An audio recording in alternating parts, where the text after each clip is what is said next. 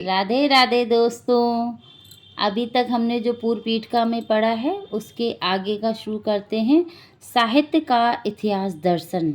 सामान्यतः इतिहास शब्द से राजनीतिक व सांस्कृतिक इतिहास का ही बोध होता है, किंतु वास्तविकता ये है कि सृष्टि की कोई भी वस्तु ऐसी नहीं है जिसका इतिहास से संबंध ना हो, अतः साहित्य भी इतिहास से असंबद्ध नहीं है। साहित्य के इतिहास में हम प्राकृतिक घटनाओं व मानवीय क्रियाकलापों के स्थान पर साहित्य रचनाओं का अध्ययन ऐतिहासिक दृष्टि से करते हैं। वैसे देखा जाए तो साहित्य रचनाएं भी मानवीय क्रियाकलापों से भिन्न नहीं हैं, अपितु वे विशेष वर्ग के मनुष्यों की विशिष्ट क्रियाओं की सूचक हैं। दूसरे शब्दों में साहित्यिक रचनाएं साहित्यकारों की सृजनात्मक क्रियाओं और प्रवृत्तियों की सूचक होती हैं, अतः उसके इतिहास को समझने के लिए उनके रचयिताओं तथा उनसे संबंधित स्थितियों, परिस्थितियों और परंपराओं को समझना भी आवश्यक है। प्रारंभ में जिस प्रकार राजनीतिक इतिहास से राजाओं के जीवन चरित्र एवं राजनीतिक घटनाओं को संकलित कर देना पर्याप्त समझा जाता था, उसी प्रकार साहित्य के इतिहास में भी रचनाओं व रचयिताओं का स्थूल परिचय ही पर्याप्त होता था। किंतु ज्यों-ज्यों इतिहास के सामान्य दृष्टिकोण का विकास होता गया, त्यों-त्यों साहित्य इतिहास के दृष्टिकोण में भी तदनुसार सूक्ष्मता व गंभीरता आती गई। यद्यपि इतिहास के अन्य क्षेत्रों की तुलना में साहित्यिक और इतिहास दर्शन एवं उसकी पद्धति अब भी बहुत पिछड़ी हुई है, किंतु फिर भी समय समय पर इस प्रकार के अनेक प्रयास हुए हैं जिसका लक्ष्य साहित्य इतिहास को भी सामान्य इतिहास के स्तर पर पहुंचाने का रहा है। यद्यपि अंग्रेजी साहित्य के विभिन्न इतिहासकारों द्वारा ये धारणा बहुत पहले प्रचलित हो चुकी थी कि किसी भी जाति के साहित्य का इतिहास उस जाति के सामाजिक एवं राजनीतिक वातावरण को भी प्रतिबिंब करता है। यह साहित्य की प्रवृत्तियां संबंधित समाज की प्रवृत्तियों की सूचक होती है। फिर भी इस धारणा को एक सुव्यवस्थित सिद्धांत के रूप में प्रतिष्ठित करने का श्रेय फ्रेंच विद्वान तेन को है।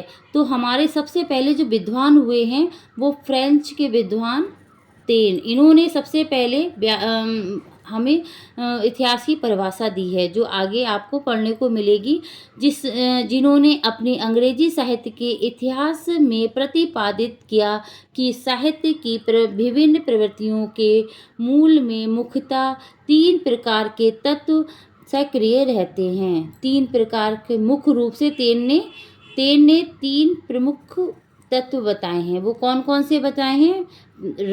जाति, वातावरण, क्षण।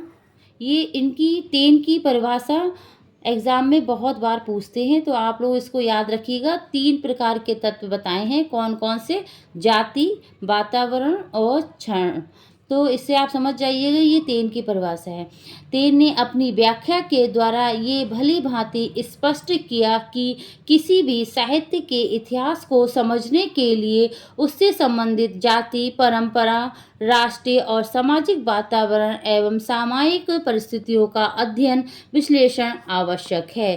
तेन के इस सिद्धांत की आलोचना करते हुए हडसन ने आक्षेप किया कि उन्होंने साहित्य की विकास प्रक्रिया का सारा महत्व अप्रयुक्त 3 तत्वों को ही दे दिया है, जबकि साहित्यकार का या काव्य रचयिता के वास्तविक एवं उसकी प्रतिभा की सर्वथा उपेक्षा कर दी। निश्चित ही हडसन का ये आक्षेप तेन के सिद्धांत की एक महत्वपूर्णता या त्रुटि की ओर संकेत करता है, किंतु फिर भी हम इस तथ्य को अस्वीकार नहीं कर सकते कि पूर्ववर्ती इतिहासकारों की तुलना में तेन ने आक्षेपकृत अधिक व्यापक, स्पष्ट एवं विकसित सिद्धांत प्रस्तुत किया था, जिसके आधार पर साहित्य की विकास प्रक्रिया को बहुत कुछ स्पष्ट किया जा सकता है।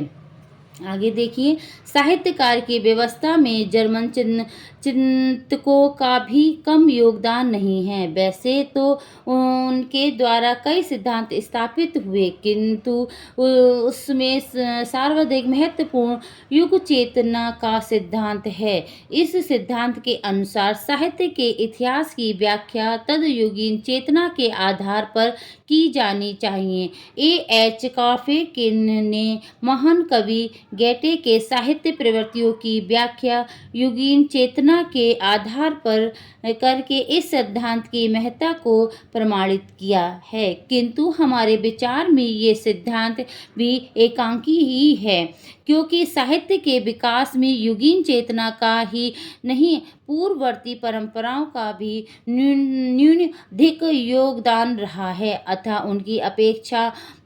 उनकी उपेक्षा करके सारा श्रेय युगीन चेतना को ही दे देना तर्कसंगत प्रतीत नहीं होता। इस मार्क्सवाद ने प्रभावित आलोचकों ने द्वंद्वात्मक भौतिक विकासवाद, वर्ग संघर्ष और आर्थिक परिस्थितियों के संदर्भ में साहित्य की विकास प्रक्रिया को स्पष्ट करने का प्रयास किया है। उदाहरण के लिए सेल्यूलिन ने रूसी साहित्य के साहित्य इतिहास की व्याख्या करते हुए साहित्य की विभिन्न प्रक्रियाओं और प्रवृत्तियों का संबंध आर्थिक परिस्थितियों एवं वर्ग संघर्ष की प्रतिक्रिया से स्थापित किया है, किंतु कई बार मार्क्सवादी आलोचक साहित्य की सभी प्रवृत्तियों के मूल में अर्थ को ही स्थापित करके एक ऐसा अनर्थ कर देते हैं जो एकांतिक व अतिवादिता का प्रमाण होता है। मनोविज्ञान, मनोविश्लेषण और अर्थविज्ञान के आधार पर भी साहित्य के विभिन्न पक्षों के, विशेषतः शैली पक्ष के विकास की व्याख्या विभिन्न पाश्चात्य विद्वानों द्वारा हुई है, जिसमें I.A. Richards, William Empson, C.S. Levison, W.P. Ker, F.W. Bateson प्रभृति विद्वानों के नाम उल्लेखनीय हैं। इन विद्वानों द्वारा विभिन्न दृष्टिकोणों से शैलीगत प्रवृत्तियों के विश्लेषण एवं उनके आधारभूत कारणों को खोजने का प्रयास हुआ है, जिससे आंशिक रूप से साहित्यिक इतिहास को भी समझने में सहायता मिल सकती है, किंतु उनके निष्कर्षों में पारस्परिक सामंजस्य, एक रूपता एवं अनिवर्ती का अभाव होने के कारण वे अध्येता के मार्ग को प्रशस्त, कम और कंटक कारणिक अधिक करते हैं। अस्तु साहित्य इतिहास की व्याख्या के लिए विभिन्न दृष्टियों से विभिन्न प्रयास होते रहे हैं, जो हमें किसी निश्चित, स्पष्ट एवं समन्वय निष्कर्ष तक नहीं पहुंचाते। फिर भी इनसे इतना तो स्पष्ट हो जाता है कि आज साहित्य का अध्ययन, विश्लेषण केवल साहित्य एक तक सीमित रह कर नहीं किया जा सकता। उनकी विषयगत प्रवृत्तियों व शैलीगत प्रक्रियाओं के स्पष्टीकरण के लिए उनसे संबंधित राष्ट्रीय परंपराओं, सामाजिक वातावरण, आर्थिक परिस्थितियों, युगीन चेतना एवं साहित्यकार की व्यक्तिगत प्रवृत्तियों का विवेचन, विश्लेषण आवश्यक है। अतः कहा जा सकता है कि पूर्वोक्त सिद्धांत साहित्य की विकास प्रक्रिया के विभिन्न अंगों, पक्षों व तत्वों के सूचक हैं। यद्यपि इनमें कोई भी सिद्धांत परिपूर्ण नहीं है, किंतु आंशिक सत्य से भी ये सर्वथा शून्य नहीं है। इस तथ्य को ध्यान में रखते हुए किसी भी साहित्य की विकास प्रक्रिया के अध्ययन के लिए उनसे संबंधित इन 5 तत्वों का विकास किया जाना चाहिए। पहला, सृजन शक्ति, साहित्यकारों की प्रतिभा और उनका व्यक्तित्व। दूसरा, परंपरा, साहित्यिक व सांस्कृतिक परंपराएं। तीसरा, वातावरण। चौथा, द्वंद्व।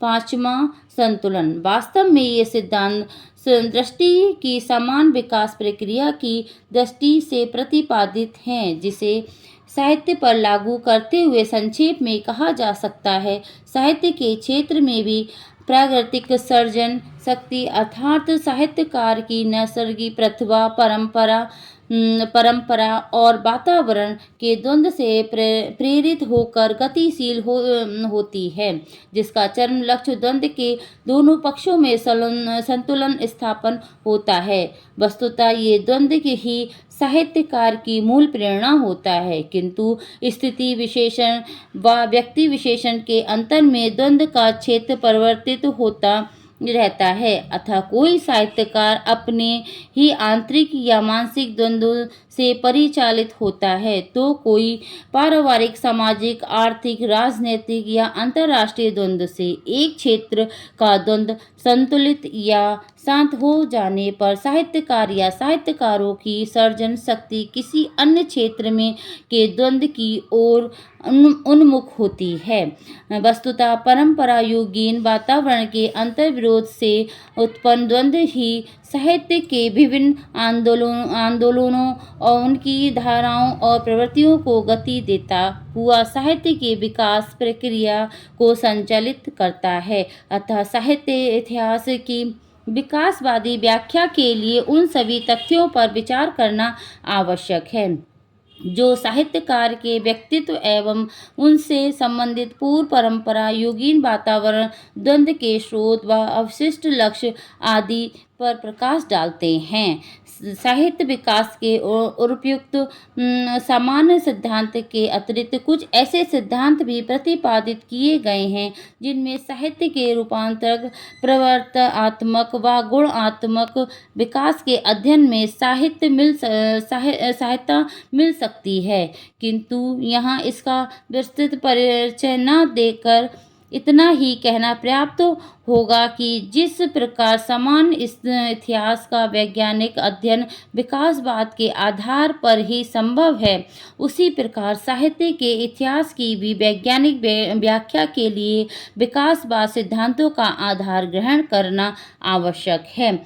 यह दूसरी बात है कि जो लोग इतिहास को भी कल्पना, विकास और भाव सौंदर्य का क्षेत्र मानते हुए उसे कला की श्रेणी में स्थान देते हैं, वे विकासवादी दृष्टिकोण और वैज्ञानिक पद्धति दोनों को ही व्यर्थ समझते हैं। तो साथियों, आज के लिए यहाँ तक रखते हैं। धन्यवाद। आप लोग इसको पढ़िएगा और इसको 1-2 बार पढ़िए जिससे आपको समझ में आएगा, फिर आगे करेंगे। धन्यवाद।